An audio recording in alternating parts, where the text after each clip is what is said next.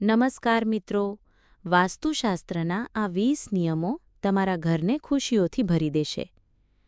1. તમારા ઘરમાં નળમાંથી પાણી ટપકવા ના દેવું જોઈએ. તેનાથી તમારા ઘરમાં આર્થિક સંકટ આવી શકે છે. 2. તમારા ઘરના તૂટેલા વાસણનો ઉપયોગ કરવો નહીં. 3. ધાના ઉપર મૂકેલી પાણીની ટાંકીમાંથી પાણીનો વહાવ થવા દેવો ના જોઈએ. એનાથી ઘરમાં નકારાત્મક ઉર્જાનો પ્રવેશ થાય છે. 4. ઘરમાં વાસ્તુ પ્રમાણે જ મંદિર બનાવવું.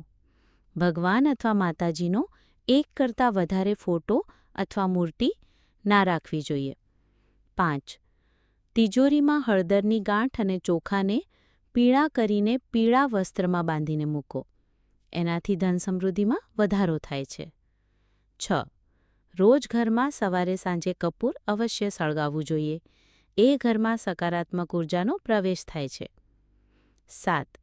અઠવાડિયામાં એક વખત ગુરુવાર સિવાયથી દરિયાના મીઠાથી ઘરમાં પોતું મારવું. ઘરમાં સુખ શાંતિ અને સમૃદ્ધિ બની રહે છે. 8. ઘરમાં કોઈ પણ જગ્યાએ કરોળિયાની જાળી થવા દેવી જોઈએ નહીં. 9. ઘરમાં કચરો અને પાણી જમા ના થવો જોઈએ. 10.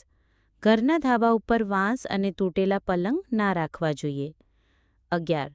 સાંજના સમયે અથવા સાંજ પછી સાવરણી ના મારવી જોઈએ અને સાવરણી એવી જગ્યાએ રાખવી કે બહારથી આવતી વ્યક્તિ અથવા મહેમાનને ના દેખાય.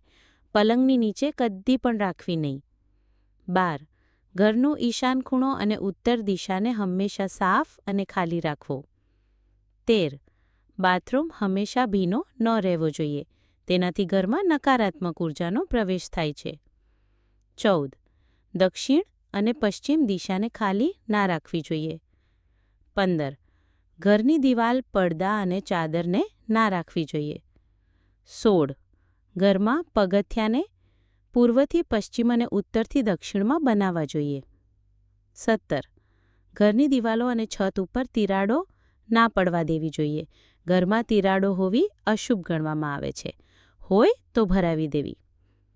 18. બેડરૂમમાં પલંગની સામે કદી પણ અરીસો ન રાખવો જોઈએ. બેડરૂમમાં કોઈ પણ દેવી દેવતાનો ફોટો અથવા મૂર્તિ ન રાખવી જોઈએ. 20. રવિવારના દિવસે કદી પણ તુલસી માતાને જળ ન ચઢાવવું. આવા વિડીયો જોવા માટે આજે જ અમારી ચેનલ વાસ્તુ જ્ઞાનને સબસ્ક્રાઇબ કરો. આભાર.